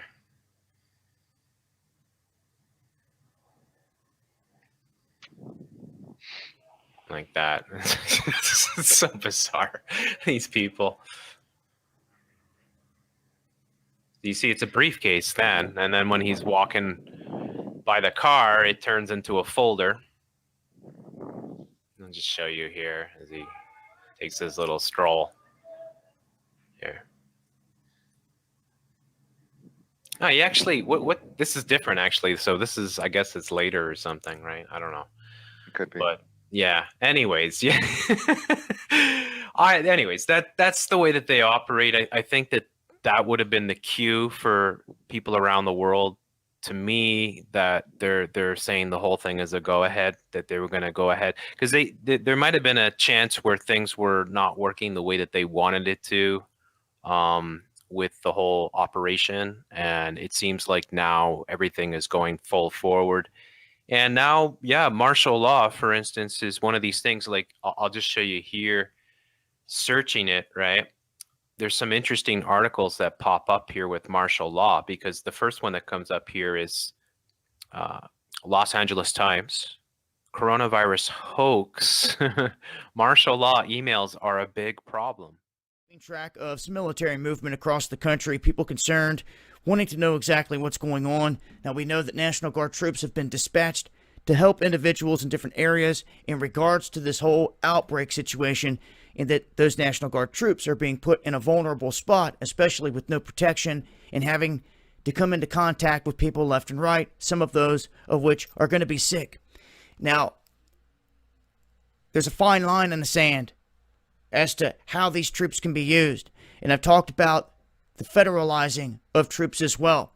But in Baltimore, we have an amassing of troops. These troops are now saying that they're there to help with this whole situation. And they're being seen here staged in the exact same area that I warned about. Years ago, we had caught them coming in between the two stadiums and setting up in that region near the train tracks and underneath the overpass, to where they were pretty much out of sight and out of mind. Any vehicles coming down through there could not really see what was going on. You can also see the white buses.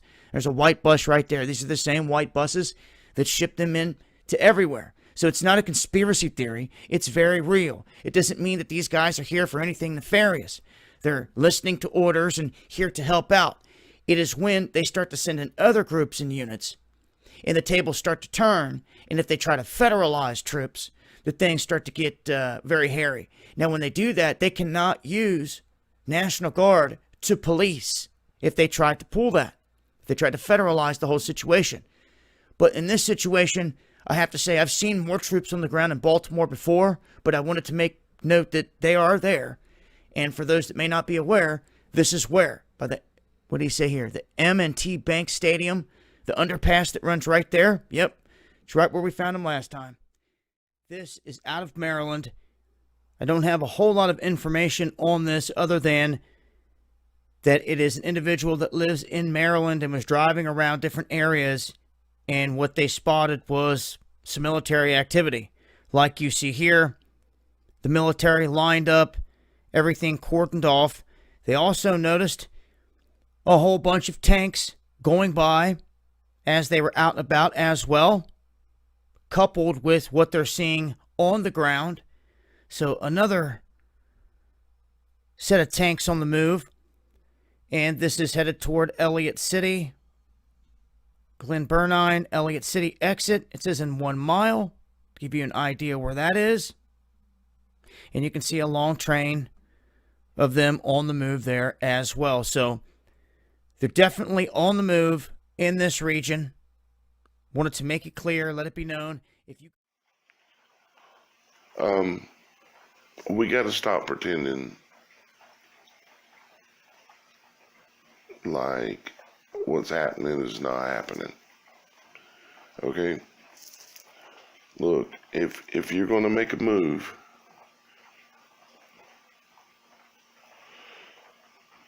this is in Chicago or right outside of Chicago.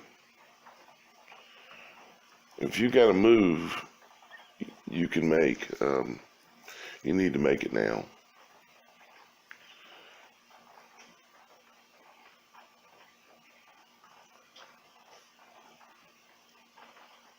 There are so many things going on, and this is worldwide, but and there are some places that are going to be more intense than others. In the United States, the Northeast, the West, California, Washington, the whole West Coast.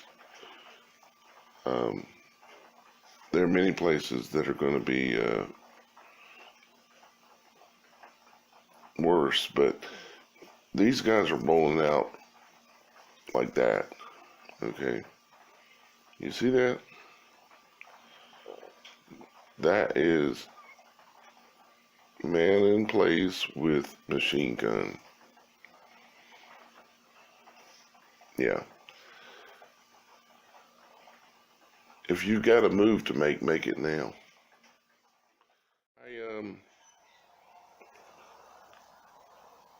I'm just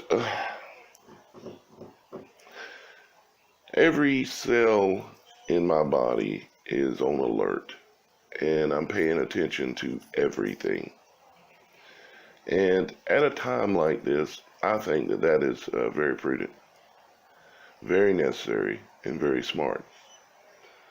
I sit on my back patio when I'm doing most of my research and stuff, and I got a little tablet that I do most of my work on, except for when I'm wanting to do editing and stuff like that, and then I go upstairs in my little office. And last night I sat out here and I heard that strange sound of, like, it's obviously some kind of aircraft, and it's flying very high, and it has a strange kind of frying / pulsing sound to it. And I heard that last night. Now this morning, well, it's about lunchtime now, but I just heard just a little bit ago, about 10 minutes ago, I sat and listened for 15 to 20 minutes while a fleet of C-130s, they're a transport plane that has 4 engines, and it's a large transport plane. They can transport tanks even, you know. C-130s, typically it's a transport, it's a plane that people can jump out the back, like air troopers and things like that, okay? but typically they transport personnel, but they can transport supplies and all kinds of things. And I don't know what they have on these planes, but I just heard a fleet go by.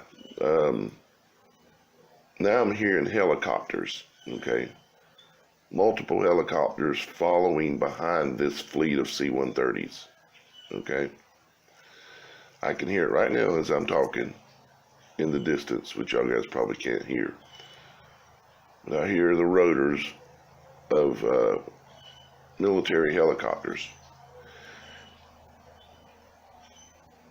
And one of them's even getting closer here. I don't know if it's going to fly over here or not, but it might here in a second. But for about 10 to 15 minutes, I could hear the C-130s in the distance.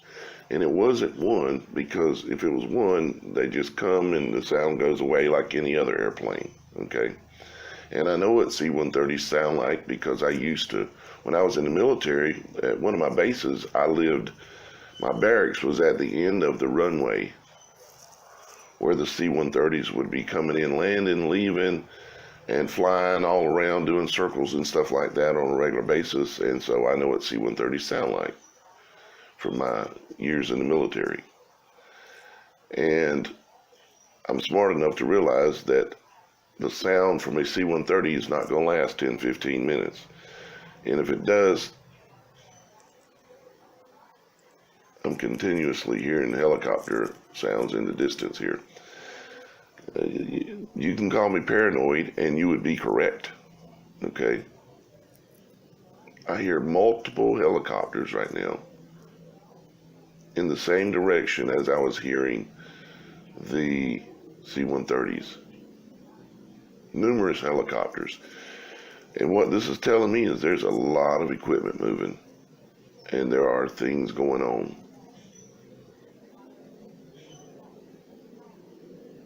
I don't think y'all guys can hear that.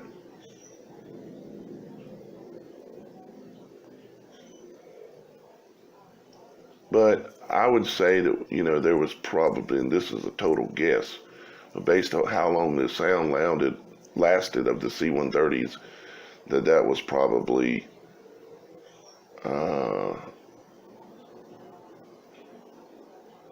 just say 20 to 40 C-130s. They were flying in a group, in a line. It sounded kind of like they didn't all come through at once. They're like flying in a formation, like in a line, because the sound lasted and lasted and lasted. Kind of like the helicopter sound is doing right now.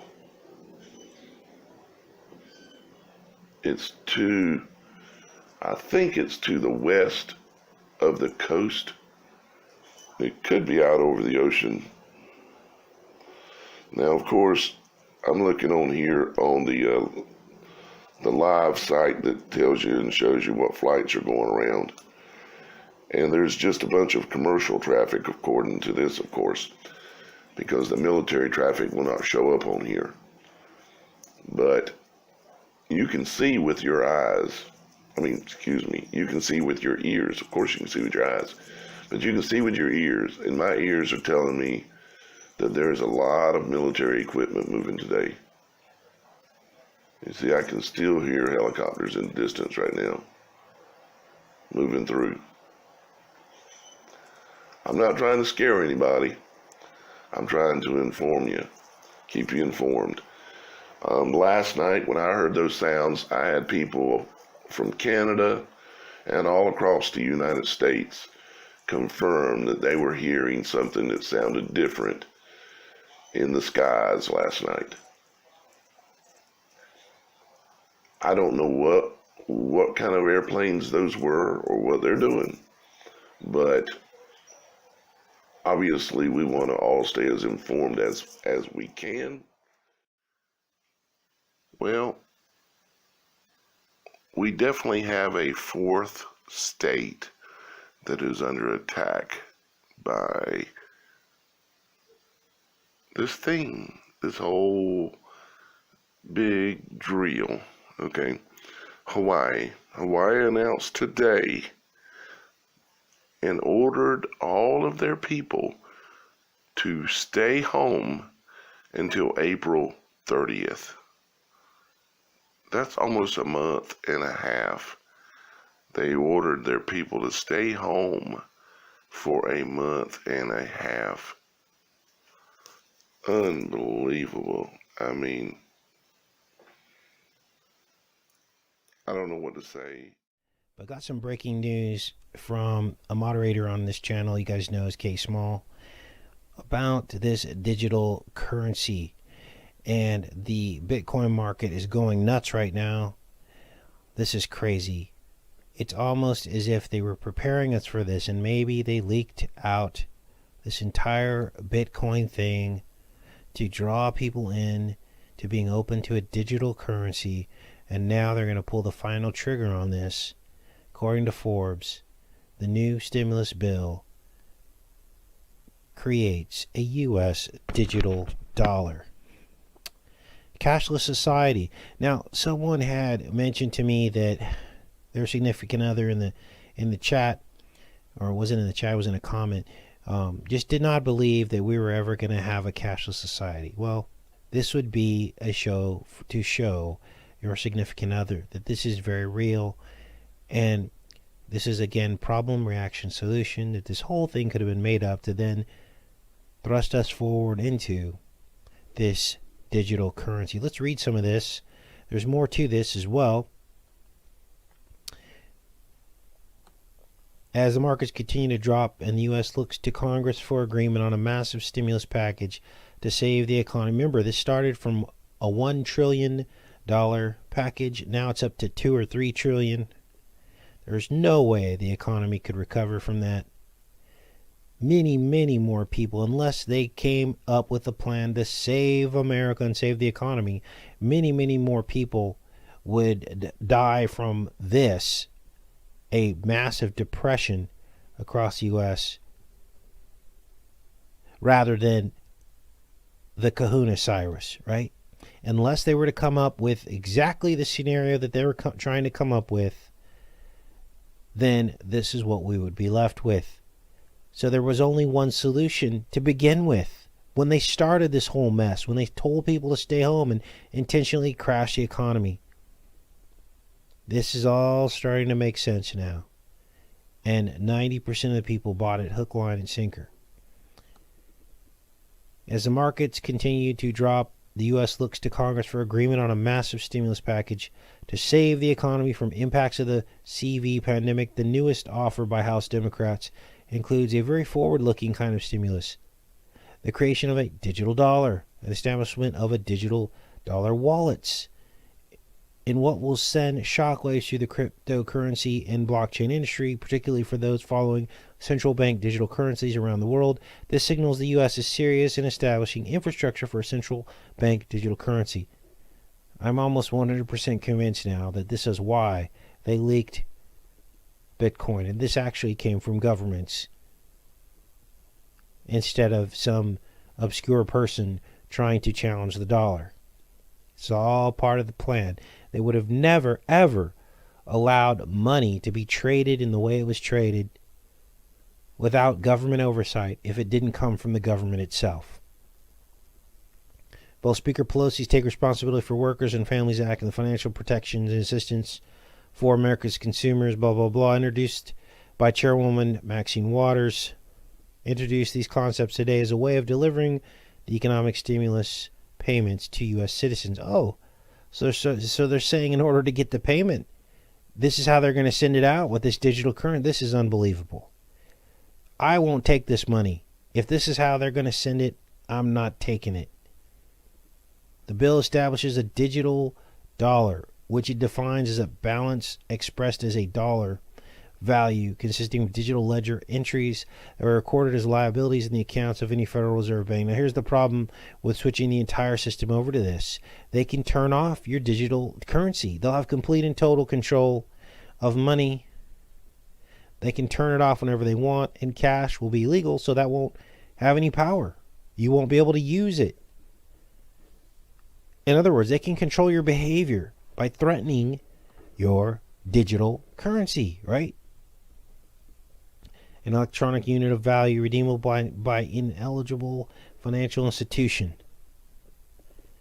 Additionally, a digital dollar wallet is identified as a digital wallet or account maintained by a Federal Reserve Bank on behalf of any person that represents holdings in an electronic device or service that is used to store digital dollars that may be tied to a digital or physical identity. Digital or physical identity. Now, they're not yet talking about a chip, but I'm sure that's going to be part of this as well. Mandate also requires all member banks establish a pass-through digital dollar wallet to all customers eligible for the stimulus. Member banks include those banks that are members of the Federal Reserve. Now here's the thing. What if you don't want this digital dollar? Well, that's the only way you're going to get your money back after they force you to stay home from work. You see how this works? This was a bait and switch. Need to share a very, very, very important article here with you guys. Maybe one of the most, if not the most important I've ever shared on my time online and on YouTube. And no, I'm not exaggerating. But special shout out and thanks to Crystal for the heads up on this one. Thank you so much. And guys, this is out of Scientific American, Medical and Biotech. It reads, invisible ink could reveal whether kids have been vaccinated. So if you guys missed it, recently I came out with a video and addressed the scenario of forced vaccinations, mandatory vaccines, and following the inevitable corona vaccine rollout here soon to come. And what that means for us, right? What does that entail exactly? How exactly will they implement this? How will they get everyone on board with this, right? And well, first of all, most of the population is already on board with vaccines. They're sold hook, line, and sinker. And now add to it this whole saving the world, for the greater good, corona pitch, sales pitch. It just makes them even feel like heroes at that point. So very easy sell. And that's the majority of the population. Now, what about the minority? What about the anti-vaxxers who will refuse to take this and who will want to refuse this? How will they get those people on board? Well, I speculated in that video that most likely what's going to happen is that they're going to likely give the population a kind of ultimatum. And that's for those who refuse to take the vaccine, they will not be able to buy food. They will not be able to live. They will not be able to survive. Okay? They will essentially be blocked from society. Do you get it? They will be outcasts.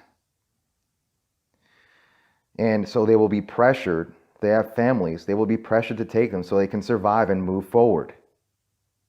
And that's what I speculated in that video. And how will they track these people, right? How will they track the vaccine people and the non-vaccine people? Well, through a mark, right? And we speculated on Jeff C's show. How will they do this? Are they going to have to wear a band? Are the people who vaccinate, will they have to wear something? Or the non-vaxxers wear something? All right, so let's move on with this. The technology embeds immunization records into a child's skin.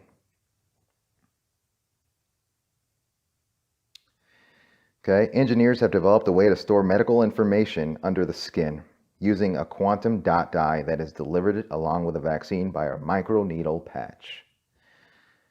Wow, which is invisible to the naked eye. Now, this is talking about children, just children, right? But this is right in time, December of 2019, this article posted, and this is right in time for what's about to take place. So obviously they're going to expand this for everybody, extend this to everybody. Okay, the research conducted by bioengineers, MIT bioengineers, uses a patch of tiny needles called microneedles. Microneedles are embedded in a Band-Aid-like device that is placed on the skin. A skilled nurse or technician is not required. Vaccines delivered with microneedles also may not need to be refrigerated, reducing both the cost and difficulty of delivery. Unbelievable. The approach raises some privacy concerns. There may be other concerns that patients have about being tattooed. Carrying around personal medical information on their bodies or other aspects of this unfamiliar approach to storing medical records. Different people have different cultures, will probably feel differently about having an invisible medical tattoo. Oh, man. It's unbelievable. Here it is, guys. So who's behind this? Do you even need more than one guess? Your favorite lovable celebrity couple, Bill and Melinda Gates. Of course, this came about because of a direct request from Microsoft founder and philanthropist, Bill Gates himself, who has been supporting efforts to wipe out diseases. Oh yeah, because he loves humanity so much. He just wants to save us. Such as polio and measles across the world. If we don't have good data, it's really difficult to eradicate disease, she says. Researchers hope to add more detailed information to the dots, such as the date of vaccination, vaccine history, yada, yada, yada. The necklace uses the same technology as radio frequency identification, RFID chips, such as those employed in retail clothing or athletes' race bibs, and provides healthcare workers access to a mother's pregnancy history, her child's growth chart, and vaccination history, and a suggestion on what vaccinations and other treatments may be needed, he says. All right, I can read the rest of the article. We'll leave a link below for you guys. Sounds awfully like a mark from some beastly creature, from some obscure book. Give you guys an update here on the issue of 5G, the 5G rollout, okay, pertaining to this quote-unquote pandemic, and why many people are on high alert right now and keeping their eyes open during this time, because there's speculation going on that there could be some expedited secret rollout, right, during this lockdown and the nationwide lockdown that's just coming soon to come any day now. So why do most people think like this? Why are most people concerned? And this is one of the core issues in relation to what's going on. Well, that's because the urban testing ground, in case you didn't know, the urban testing ground for the full-scale deployment of 5G network was the city of Wuhan. Yep, the epicenter for the COVID virus.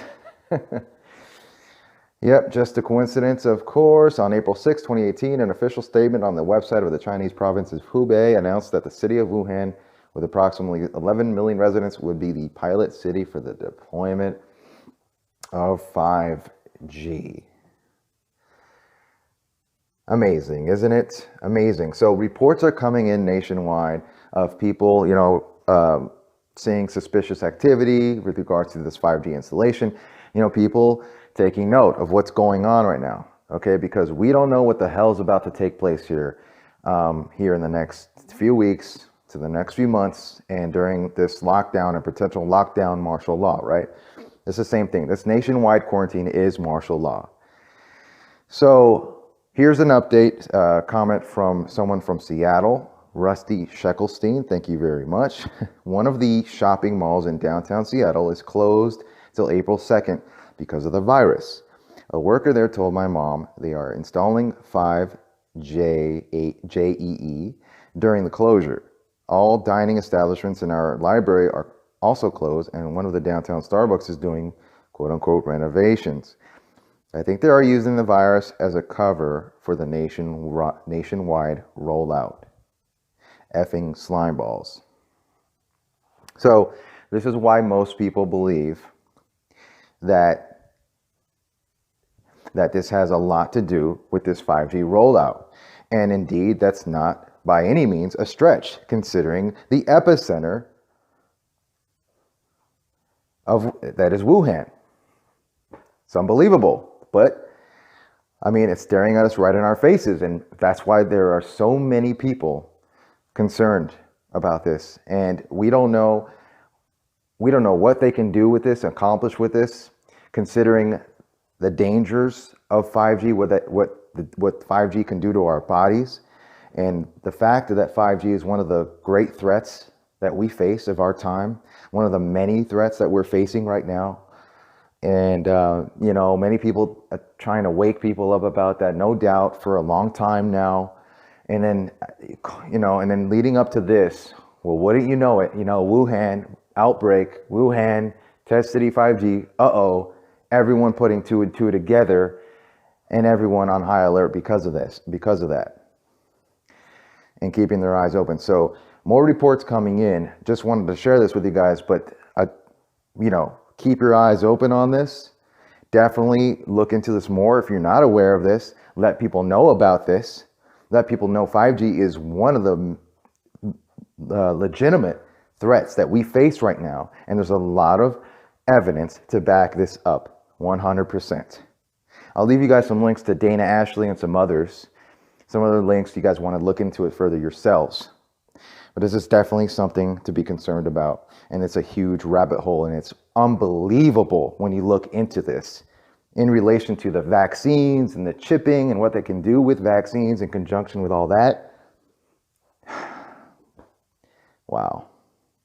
It's like we're living in a dream, but not a dream, a nightmare. So thanks, Rusty Sheckelstein, for that. And I'll share with you guys more incoming. Thanks, guys.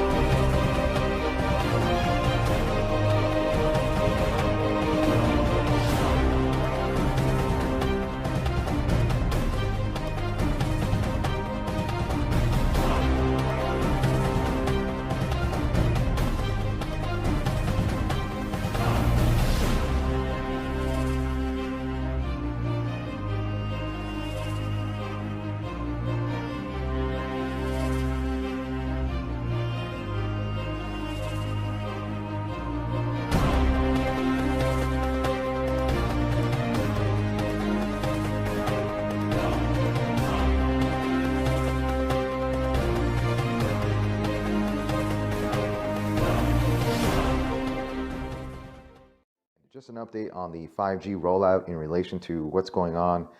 And just want to read some more updates, but also clear something up and address a question about this issue. And that's, why would they need a pandemic or a cover for the 5G rollout when they've been doing it, they are doing it, they're going to do it regardless, right? Good question, good point to bring up. Now, I think based on what I'm looking at, people believe that, they're using, first and foremost, the pandemic is being used to usher in the one world order, period. It's being used to crash the economy. Okay, go cashless system, bring in the new currency, all that stuff. That's first and foremost. Okay, and there's just many agendas this is going to be used for. And it's going to snowball and get into that. And we're going to see that moving forward. 5G, this 5G agenda, it's just maybe something that they're using this as an opportunity to kind of expedite this process, because indeed there is a great deal amount of backlash and pushback around the country, concerned parents, of their children in schools and what have you, and a lot of concerned people, because this has been spread around quite a bit, and there is a lot of pushback in school districts. I know a lot of parents myself that I've heard from, some backlash in their schools, in their areas. And here we have a comment on that issue, but maybe this is just a good opportunity for them, again, to sort of increase the frequency of this in this time of lockdown, and when we go into nationwide lockdown going forward, to expedite this process. And maybe there's some other agenda that we can't see that can be utilized with this 5G, in a way that we just haven't figured out yet in relation to this whole pandemic. You know what I mean? And supposedly it can do crazy things to our bodies, all this stuff. Of course, a lot of documented evidence showing that. And so there you go. That's why most people think, but this is not the only reason. And that's another thing I want to bring up. I don't agree with Fullerton, Informant, and some others that this is the only agenda, and it's not. Again, first and foremost, you got the main economic crash and the rest of it. Okay. Now here's a comment here from Kelly Doyle. She says there's talk from people on school boards that they are putting 5G in some schools during this time, quietly, knowing some parents would not approve or really try to stop it from happening. Now, see, this is exactly what I'm talking about. And there's a lot of pushback. This has been going on for years with the school districts and parents giving a lot of pushback. So here's upside down, inside out, back front. Comment here. My brother is a crane operator and he has recently got a new job sites installing 5G towers this week. The town in which he is doing it already has around 90% 5G coverage, and they are doing more all while in lockdown. My brother is a simple man, knows nothing of the real world. Telling him these things is pointless. I live out of town, away from the coverage currently. I won't name the town. I like my anonymity, but I will tell you it's in Australia. Australia just went on further lockdown as of a few hours ago. Okay, so more reports coming in. So definitely there's something going on with this 5G rollout. Now, I'm not saying that like it's causing people to get sick and that it validates the virus and all that. Some of you know my stance if you've seen my coverage, and I've stated what I believe as far as this so-called virus. Now, there's maybe something else that we haven't figured out yet, but there's definitely something going on in relation to this. And again, Wuhan being the test city, okay, ground zero for both 5G and the outbreak. That right there should make everyone stop and wonder.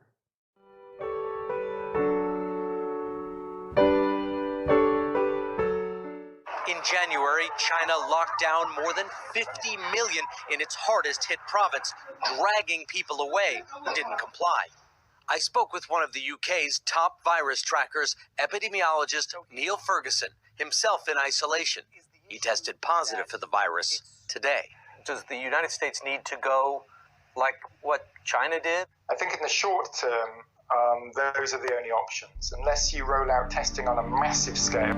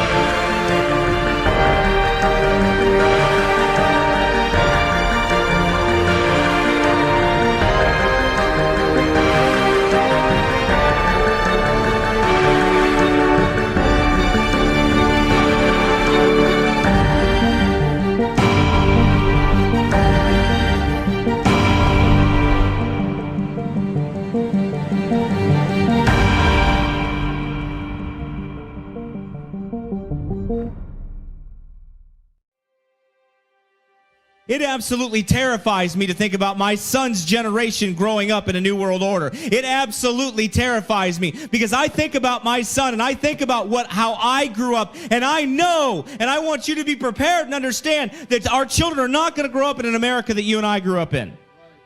They are not going to.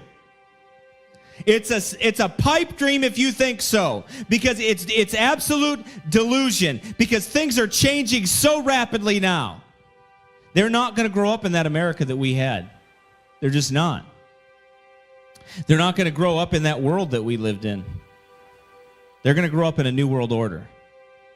It's coming. And we have to be prepared to equip our children for a new world order. Because it's coming. It's already here. But it's going to dominate and take over. And deceit is one of the main ways. People being deceived. Deceived by false religion. Deceived by being religious. Listen, that's the one thing people don't understand. You think the New World Order is going to be ran by atheists? No, it's going to be ran by religious people. You kidding me? All the cults and everything else going on right now, they're all different compartments of Satan's kingdom. And at the top, they all agree with each other. They're not separate. The first thing I think about is my generation, my son's generation. I wonder if I'll make it out of this life with my head. I think about that. I wonder if I'll make it out of this life as an old man, to live to be an old man, and to die an old man. I wonder if I will. I wonder if I'll be taken out. It's frightening to think about my son growing up in the New World Order. Just him growing up in that. Because it's coming. It's coming very quickly. You know, it's not as if it's a light matter anymore. It's not as if, you know, it's a long ways away. I don't see that. What I see today from the signs that we are watching and we're just seeing right in front of us, that things are moving forward quickly. I wonder if I'll live to be an old man and still hold on to these liberties that we have left, that we experienced in this country for so long. These are sobering thoughts. I don't pretend that they're not. They should stir up our thoughts. Will we be the generation that loses all liberty that is left? Will we be the one that fails our children's generation? I think about the Baptists that fought hard for the liberties that we abuse and care nothing for today. I think very soberly of how those God-fearing holy men would be ashamed to see sodomites parade around in pretended liberty and act as if that was what this once great lively experiment was meant to end up like. A bunch of sodomites dancing around. I think about how in my generation it's hard to find biblical preaching and biblical churches in the land of the fee and the home of the slave.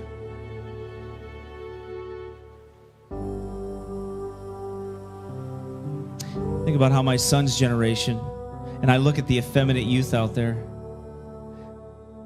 Boys that don't want to be men and take care of wives, or boys that like boys and not women. I think about how American history is being completely erased. True history is being erased. How the Pope and his race pimps through the Masonic orders are trying to erase any bit of Southern heritage, a war on the South completely, and erase any bit of Baptist and Protestant heritage he possibly can. I wonder if my son's generation will stand for anything.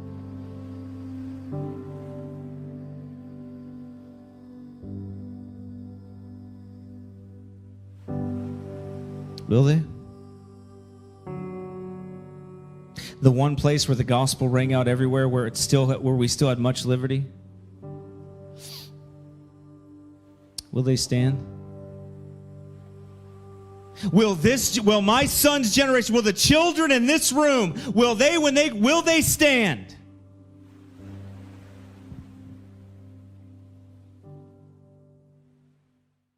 Sometimes you can sit down and talk to the devil and he'll make a lot of sense. He can really get philosophical. He can get technical. Oh, he can get religious. The devil has a lot of things to say. When you stop listening to God, that's when you start listening to Satan. Amen. And I certainly believe in a personal devil. Now, you may say, well, now, preacher, the devil doesn't bother me anymore. Well, I'm glad you got there. I'm not quite there yet. I don't know how you got there, and I don't know where you are. But believe me, he still bothers me. You're going to have to make a choice. You've got to decide today, which one am I going to serve? I want you to remember something. That Bible says that there are fiery darts from the devil. These are darts, these are arrows that he fires at you, and he's firing them constantly. And the only thing that can keep them from penetrating your soul is the full armor of God, the helmet of salvation, the breastplate of righteousness, amen. Your feet shod with the preparation of the gospel of peace, the sword of the Spirit, amen. When you stand firm in that armor of God and say, Satan, I am not what you say I am what God says I am. And I know whom I have believed, and I'm persuaded, amen. Amen. I'm persuaded he's able to keep that which I've committed to him. Against that day, you better believe that the war is a war, my friend. It's not a game. We war, but we don't war after the flesh. We war after the Spirit, and the weapons of our warfare are not carnal, but they're mighty unto God to the pulling down of strongholds. So maybe while I'm preaching to you right now, Satan is working your mind over. He's filling your mind full of filthy thoughts. It doesn't help if you spent last week in front of the computer watching pornography. That's not going to help you. If you're buying little girly magazines and spending your time looking at this stuff, my friend, don't be surprised if it doesn't suck the very life out of your soul. Make a choice today. Are you going to choose life, or will you choose death? We all make that decision, and we make it every day of our lives. And it'd be a good thing if you told the Lord every breath you took, every day of your life, Lord, my life is in your hands. My heart beats because you tell it to beat. I live because you tell me to live. I exist because you exist. I am what I am. By the grace of God, hallelujah. If you do that, you might be surprised at how that kind of thinking will affect your life.